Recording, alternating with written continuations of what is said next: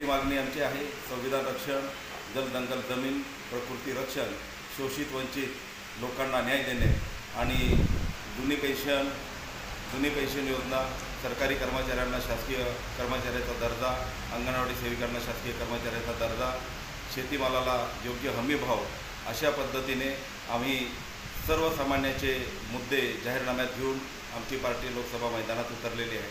आणि सर्वप्रथम आमच्या पार्टीचा मुख्य उद्देश हा पण आहे, नंदुरबारमध्ये प्रस्थापित जे घराणं आहे 30 आणि 35 वर्षापासून या नंदुरबार जिल्ह्याला विकासाच्या नावाखाली जी एक प्रकारची समाजाची लूट चालवलेली आहे, त्यांची जी मक्तेदारी आहे ती मोडीत काढून सामान्य जनतेला एक न्याय देण्याच्या भूमिकेमध्ये आणि संपूर्ण नंदुरबार लोकसभा मतदारसंघ हा भ्रष्टाचार मुक्त करण्यासाठी म्हणून आमची पार्टी या ठिकाणी मैदानात आहे।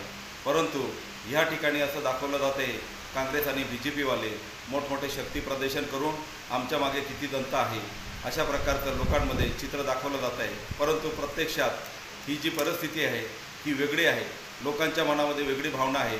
फक्त दोन्ही प्रस्थापित कुटुंब पैशाच्या जोरावर या ठिकाणी राजकारणामध्ये लोकांना शक्ती प्रदर्शन करताना 100-200 रुपये भाड्याने लोक या ठिकाणी आणले जातात आणि लोकांना दाखवतात की बुवा आमच्या मागे किती जनता आहे। मुळात ह्या दोन्ही प्रस्थापित कुटुंबाला नंदुरबारची जनता कंटाळलेली आहे आणि आम्ही भारत आदिवासी पार्टीच्या वतीने आमची जी तिसरा विकल्प म्हणून आम्ही या ठिकाणी निवडणूक मैदानात आहे। तर जनता आम्हाला नक्कीच पहिली पसंत म्हणून आम्हाला या ठिकाणी जनता आम्हाला मदत करणार, कारण आमची पार्टी नवीन असली तरी आर्थिकदृष्ट्या कमजोर आहे। म्हणून आम्हाला काही वेळेस या ठिकाणी प्रचार यंत्रणेमध्ये आम्हाला अपयश आलेलं आहे। आम्ही प्रचार यंत्रणा लोकांपर्यंत आम्ही जरी नसेल पोहोचलो पण लोकांच्या भावना ज्या आहेत ते आम्हाला निश्चितपणे माहिती